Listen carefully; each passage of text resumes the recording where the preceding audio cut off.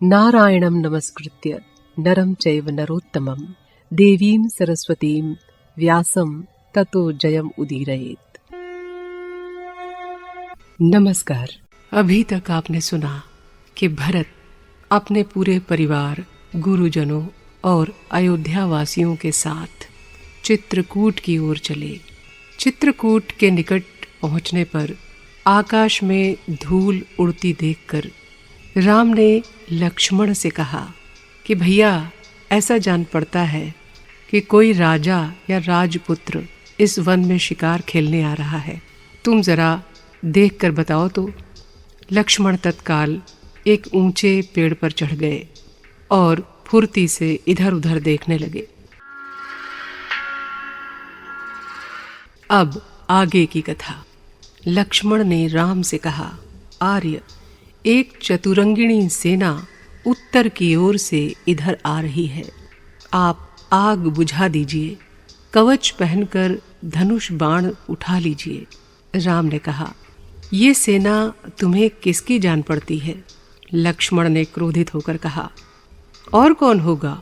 निष्कंटक राज्य भोगने की इच्छा से कैकेयी पुत्र भरत राज्याभिषेक के बाद मुझे और आपको मारने के लिए आ रहा है। क्यों ना हम लोग ही उसका वध कर दें। इस प्रकार क्रोध से कटु वचन कह रहे लक्ष्मण को शांत करते हुए राम ने कहा, लक्ष्मण, जब शील और सत्य की मूर्ति भरत स्वयं ही आ रहे हैं, तब धनुष बाण ढाल तलवार की क्या आवश्यकता है? पिता के वचन को अन्यथा करके और भरत को मारकर जो लोक निंदा से कलंकित राज्य मिलेगा, उसे लेकर भला मैं क्या करूँगा? इस सारे पृथ्वी मंडल का राज्य मैं अनायास ही प्राप्त कर सकता हूँ, परंतु अधर्म से इंद्र का पद भी मुझे स्वीकार नहीं। मुझे लगता है कि अयोध्या में मुझे न पाकर दुखी भरत यहाँ मुझसे मिलने आ रहे हैं। तुम्हें उनके प्रति ऐसी शंका नहीं करनी चाहिए।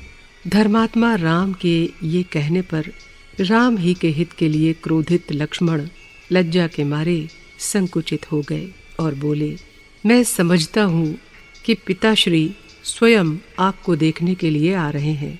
इतना कहकर लक्ष्मण शाल वृक्ष से नीचे उतर आए। उधर भरत जी अपनी सेना को पर्वत से कुछ दूरी पर ही रोककर पैदल राम लक्ष्मण को खोजने के लिए चल पड़े। थोड़ी दूर जाकर उन्हें आकाश में पताका के समान उठता हुआ धुआं दिखाई दिया और वे उसी ओर शीघ्रता से चले। साथ शत्रुघ्न, गुरु वशिष्ठ और माताएं भी चलीं। चलते चलते भरत ने तपस्वियों की बस्ती में अपने भाई की पर्णशाला को देखा। भरत ने उस पर्णशाला के आगे सूखे गोबर के कंडे और लकड़ियों के ढेर देखे। वृक्षों की शाखाओं पर कुश और चीर के टुकड़े राह पहचानने के लिए बंधे देखे। उन्होंने सुमंत्र से कहा, हम लोग बिल्कुल सही स्थान पर पहुंच गए हैं। पास ही मंदाकिनी नदी बह रही है। आगे बढ़ने पर भरत ने पर्णशाला की वेदी पर बैठे हुए अग्नि के समान तेजस्वी रामचंद्र को देखा। पर्णकुटी में राम को देखकर भरत जी उनकी ओर ये कहते हुए दौड़े, जो महाराजा अधिराज हैं, वो मेरे कारण पृथ्वी पर इस निर्जन वन में बैठे हैं। मेरे जीवन को धिक्कार है। इस प्रकार विलाप करते हुए भरत जी राम के पैरों पर गिर पड़े। आंसुओं से कंठ रुंध जाने के कारण आगे कुछ नहीं कह सके। रोते हुए शत्रुघ्न ने भी राम के चरणों में प्रणाम किया। सुमंत्र और गुह ने भी उन्हें प्रणाम किया। रामचंद्र ने भरत और शत्रुघ्न को प्रेम से गले लगाया और सबको यथोचित आसन पर बिठाया। भाइयों के मिलन को देखकर अन्य तपस्वी भी वहां इकट्ठे हो गए और उनकी आंखों से आंसू बह निकले। जटा रखाए और चीर पहने, हाथ जोड़े पृथ्वी पर पड़े हुए, दुर्बल हो जाने के कारण कठिनाई से पहचाने जा सकने वाले भरत को देखकर राम की आंखों में आंसू आ गए। फिर स्नेह भरी वाणी से उन्होंने भरत से पूछा, भैया भरत, पिताजी कहाँ हैं जो तुम इस तरह वन में आए हो? उनके जीते जी तुम्हारा इस तरह वन में आना संभव नहीं था। महाराज दशरथ क्या दुख और बुढ़ापे के कारण स्वर्गवासी हो गए हैं जो तुम वन में आए हो? तुम राज्य को छोड़कर तपस्वियों का सा वेश बनाए हुए घोर वन में क्यों आए हो? मैं ये जानना चाहता हूँ। राम के इस प्रकार पूछने पर भरत ने कहा, आर्य, हमारे पिताजी पुत्र शोक से पीड़ित होकर स्वर्ग सिधार गए। मेरी पापी माता को राज्य तो मिलेगा नहीं, वो महाघोर नरक के कष्ट भोगेगी। इसलिए आप मुझ दास पर कृपा कीजिए और अपना राज्याभिषेक कराइए। ये सारी प्रजा, विधवा माताएं इसी इच्छा से आपके पास आई हैं। आप सब के मनोरथ को पूरा कीजिए। इतना कहकर भरत ने राम के चरणों पर अपना सिर रख दिया। राम ने भरत को स्नेह से गले लगा लिया और कहा, कुलीन और सदाचारी मुझ जैसा मनुष्य ऐसा पाप कैसे कर सकता है? भैया, तुम बिल्कुल दोषी नहीं हो। लड़कपन के कारण अपनी माता की निंदा मत करो। मैं माता और पिता दोनों की आज्ञा से वन आया हूँ। मैं बड़ा अभागा हूँ जो अंत समय उनके समीप नहीं रहा। मैं तो अब वनवास पूरा करके भी अयोध्या नहीं जाना चाहता। इतना कहकर वे सीता और लक्ष्मण को लेकर मंदाकिनी के तट पर गए और वहां जाकर उन्होंने अपने पिता को तिलांजलि दी। उसके बाद पिता का श्राद्ध और पिंडदान किया। प्रातःकाल भरत, शत्रुघ्न, गुरु वशिष्ठ, मंत्री, सभी माताएं और अयोध्या की प्रजा नित्य कर्मों से निवृत्त होकर रामचंद्र के पास आकर बैठ गई। उस दरबार में सब चुपचाप बैठे थे। किसी को कुछ कहने की हिम्मत नहीं होती थी। तब सबके बीच बैठे भरत ने उठकर कहा, आर्य, आप मेरी माता को सांत्वना दे चुके, पिता का राज्य भी मुझे दे चुके। अब मैं ये राज्य आपके चरणों में अर्पित करता हूँ। आप निष्कंटक राज्य भोगिए। इस राज्य को आप ही चला सकते हैं। मेरी यही प्रार्थना है कि आप अयोध्या लौट चलें और प्रजा पालन करें। तब वहाँ बैठे सभी लोगों ने भरत की बात का समर्थन किया। भरत की बात सुनकर राम ने कहा, भाई भरत, मैं जानता हूँ कि मुझ पर तुम्हारा अपार स्नेह है, इसीलिए तुम इतना कष्ट उठाकर यहाँ तक आए हो। अब मेरी बात ध्यान से सुनो। मनुष्य दैव के अधीन है, वो अपने मन से कुछ नहीं कर सकता। कहावत है, मेरे मन कछु और है, विधना के कछु और। विधना अपना प्रारब्ध ही है, उसी को दैव कहते हैं। ये प्रारब्ध या पूर्व जन्म के किए हुए कर्म ही मनुष्य को तरह तरह के नाच नचाते हैं। संयोग का अंत वियोग में होता है और जीवन का अंत मरण है। हमारे पिता धर्मात्मा थे। उन्होंने अपनी प्रजा का भली प्रकार पालन किया और उत्तम आयु पाकर स्वर्गवासी हुए। इसीलिए हमें उनके प्रति शोक नहीं करना चाहिए। अब तुम स्वस्थ होकर अयोध्या लौट जाओ और पिता के दिए हुए राज्य का पालन करो।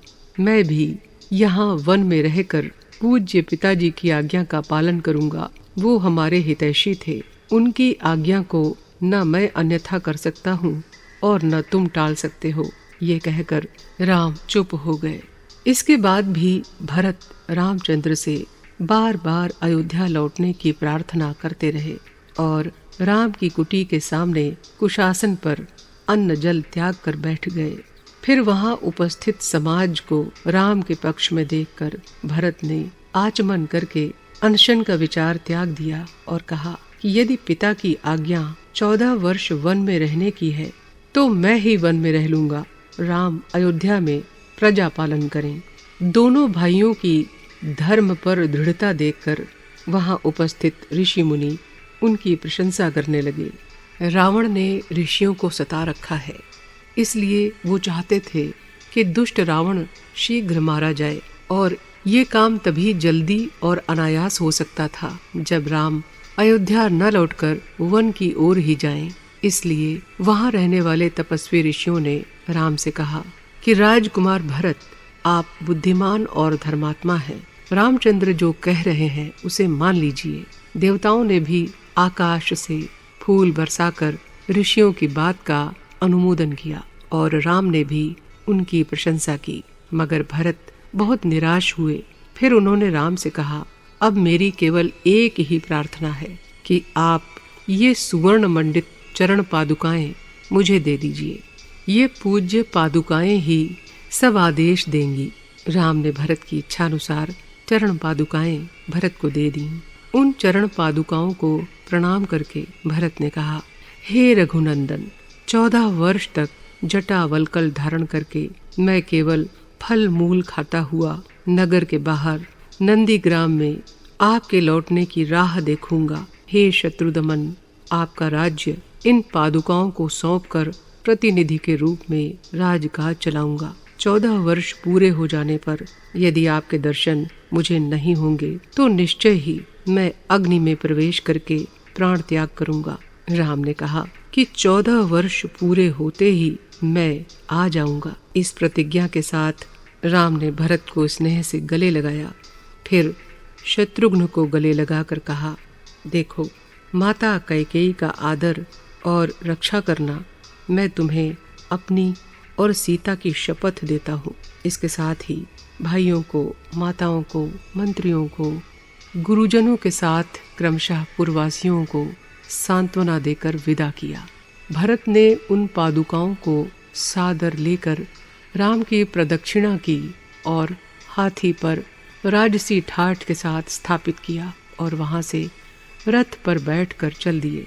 चित्रकूट पर्वत की प्रदक्षिणा करते हुए भरत जी पवित्र मंदाकिनी के तट पर आए। फिर प्रयाग में भरद्वाज मुनि से मिलते हुए यमुना पार करके श्रृंगवेरपुर होते हुए यथा समय अयोध्या के निकट पहुंच गए। फिर निरानंद अयोध्या को देखकर दुखी हुए। राजभवन में राज सिंहासन को सूना देखकर बोले, देखो, कब मेरे भाई राम लौटकर इस पर विराजेंगे। फिर माताओं को अंतःपुर में पहुंचाकर भरत ने मंत्रियों और गुरु वशिष्ठ से कहा, मैं नंदीग्राम में रहना चाहता हूँ, आप लोग मुझे आज्ञा दें। सब से आज्ञा लेकर भरत नंदीग्राम पहुँचे और सिंहासन पर राम की चरण पादुकाओं को रखकर उन्हें प्रणाम किया। स्वयं जटावल्कल धारण कर, कंद मूल फल खाकर, धरती पर सोकर मुनियों जैसा जीवन बिताने लगे। सभी राज कार्य पहले पादुकाओं को सुनाकर फिर स्वयं निपटाते थे। आज की कथा बस यहीं तक। आगे की कथा के लिए कीजिए इंतजार अगले एपिसोड का। तब तक के लिए नमस्कार।